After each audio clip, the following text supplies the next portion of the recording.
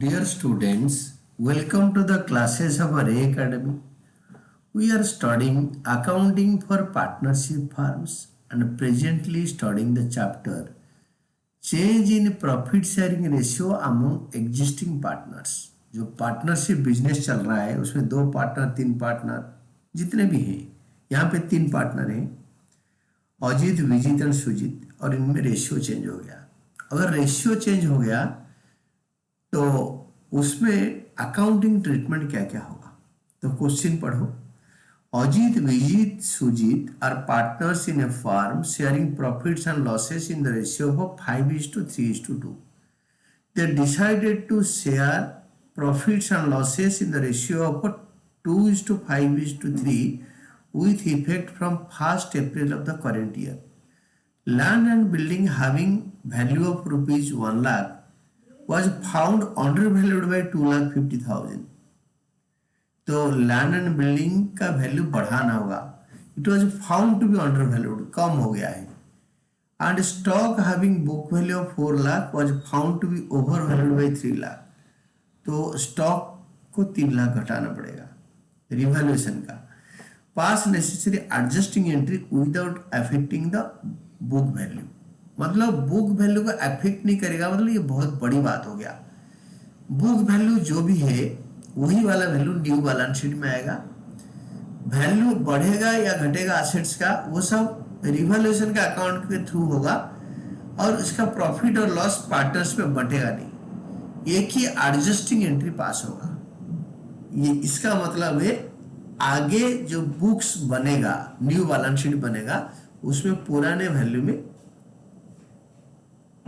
आपके एसेट्स और liabilities appear करेगा।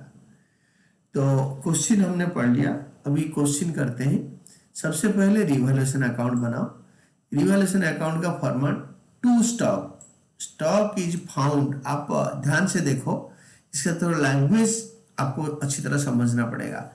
Stock having book value of 4 lakh was found overvalued by 3 lakh. Stock 3 lakh overvalued पता किया गया, it was found to be overvalued, तो 3 लाख कम करो।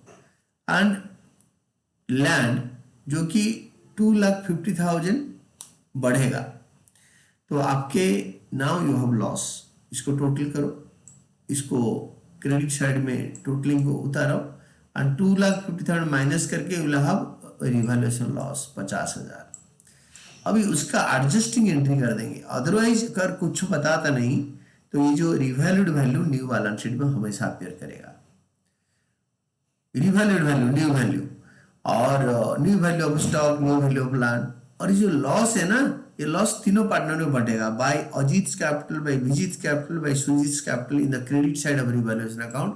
यहीं पे बटेगा ओल्ड रेशियो में 5:3:2। बट इन्होंने बोला नहीं, ये आगे के लिए ये पुराना वैल्यू में अपेयर करेगा। ये रिवैल्यूएशन लॉस के लिए एडजस्टमेंट एंट्री पास कर दो। तो आपको पहले सैक्रिफाइसिंग रेशियो निकालना पड़ेगा, तीनों का ओल्ड रेशियो, न्यू रेशियो। तो Ajit sacrifice is old ratio minus new ratio. तो अजीत सैक्रिफाइस 3/10, विजीत सैक्रिफाइस निकाल रहे हैं तो माइनस में निकला तो गेन 2/10, एंड सुजीत सैक्रिफाइस निकालेंगे निकलेगा गेन, क्योंकि दोनों से कोई एक निकले, प्लस में आया तो सैक्रिफाइस, माइनस में आया तो गेन। तो अजीत इज सैक्रिफाइसिंग, तो Vijit and Sujit will gaining.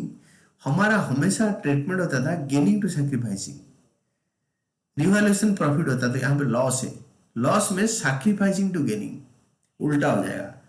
तो this is treatment for revaluation loss, as revised values will not be shown in the books यानी new balance sheet. It is sacrificing to gaining. Profit में gaining partners to sacrificing partner, और loss में उल्टा हो जाएगा sacrificing partner to gaining partner. तो here Ajit will transfer और give for revaluation loss 15,000, मतलब इट इज 50,000 का 3/10, और विजीत विल गेट 50,000 का 2/10, एंड सुजीत विल गेट 50,000 का 1/10। तो ये तीनों का वैल्यू आ गया, इसका सिंगल एडजस्टिंग एंट्री हम दे देंगे। तो लॉस है चौधरी's capital account debited to Vijit's capital to Sujit's capital.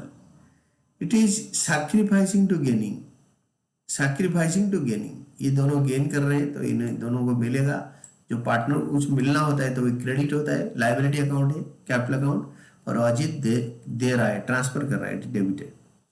तो नरेशन लिखो, being adjusting journal entry passed for treatment of revaluation loss as the assets and liabilities will appear in the same figure even after change in profit sharing ratio, और journal को total करो, and this is all about your answer।